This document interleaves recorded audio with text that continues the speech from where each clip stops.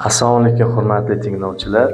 Men Denov tadbirkorlik va pedagogika instituti pedagogika fakulteti Jismoniy tarbiya sport kafedrasi o'qituvchisi Islomov Ilyosjon bo'laman. Sizlar bilan o'tadigan bugungi mavzumiz badminton o'yinining kelib chiqishi, qoidalari va rivojlanish tarixi. Bizga ma'lumki, badminton bu qadimgi o'yin turi hisoblanadi. Ayrim tadqiqotchilarning fikriga ko'ra, badminton bu qadimgi volan o'yinidan kelib chiqqanini tasdiqlaydi. 2000 yil muqaddam qadimgi Yunoniston, Xitoy, Yaponiya, Hindiston va Afrika mamlakatlari volan o'ynashgan.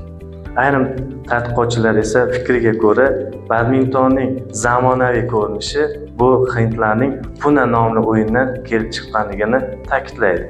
1860-yilda Britaniya armiyasi askarlari bu o'yinni o'zlashtirgan. Bu o'yinning Yevropaga tarqalishida Angliya gersigi Beaufortning xizmati yuqori turadi, chunki u 1873-yilda o'ziga tegishli bo'lgan yerlarda ilk havaskor kort bunyod etadi.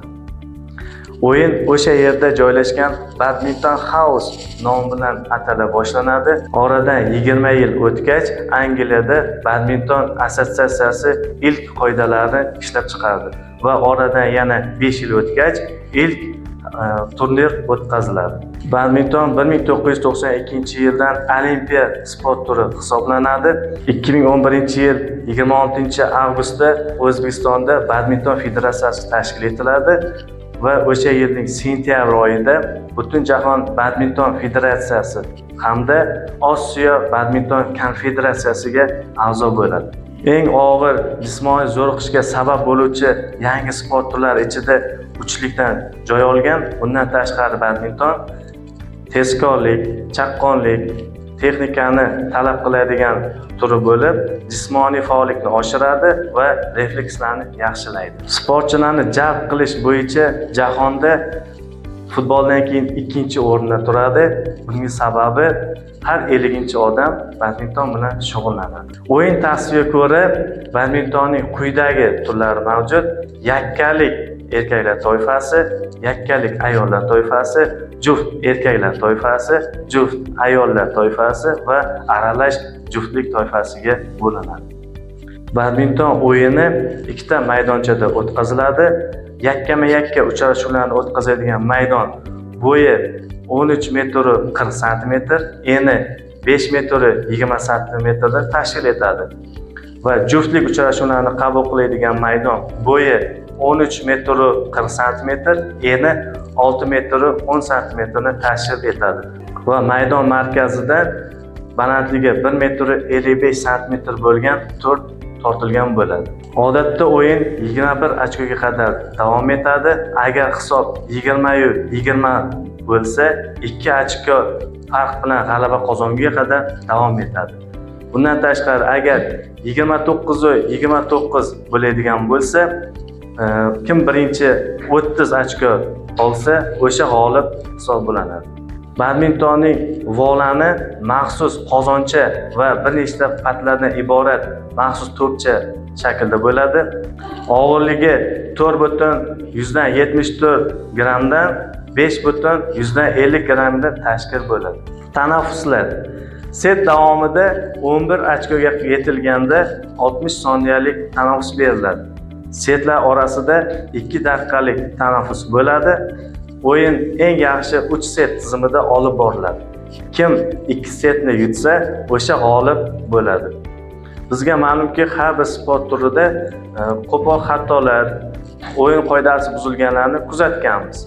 Badminton o'yinida qanday holatlarda o'yin qoidasi buziladi? To'p maydondan tashqariga chiqqan holatda, to'p tarmoqqa tegib, ya'ni to'rga tegib, raqib maydoniga tushmagan holatda, o'yinchi to'pni 2 marta urgan holatda, o'yinchi tarmoqqa yoki raqib maydoniga oyoq qo'ygan holatda o'yin qoidasi buziladi. Energiyani eng ko'p sarflashga majbur qiladigan o'yin turi deb yuqorida biz aytib ketdik. 1 soat davomida shug'ullangan sportchi 480 kilokaloriyani yo'qotishiga sabab bo'ladi.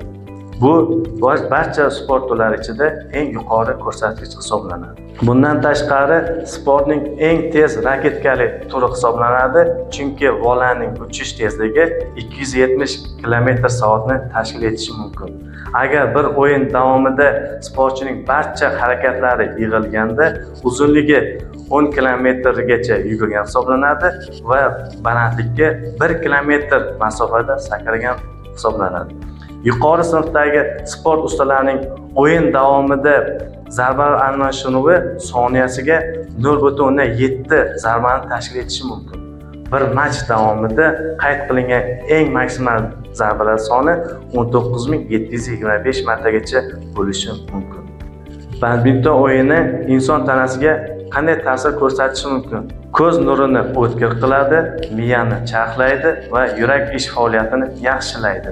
Ko'z nurini qanday holatda o'tkirlashtiradi? Bu o'yin davomida bolaning uchish tezligi va tez-tez yo'nalishni o'zgartirishi bu ko'z mushaklarini harakatga keltiradi. Bu esa uzoq va yaqin ko'rishini yaxshilaydi. Yurak qon tomir tizimini shug'ullantiradi, bu esa chidamlikni oshiradi. Mana hurmatli tinglovchilar, bugungi mavzumiz shundan iborat edi. Badminton sport turi bilan shug'ullanib turing. Xayr, salomat bo'ling.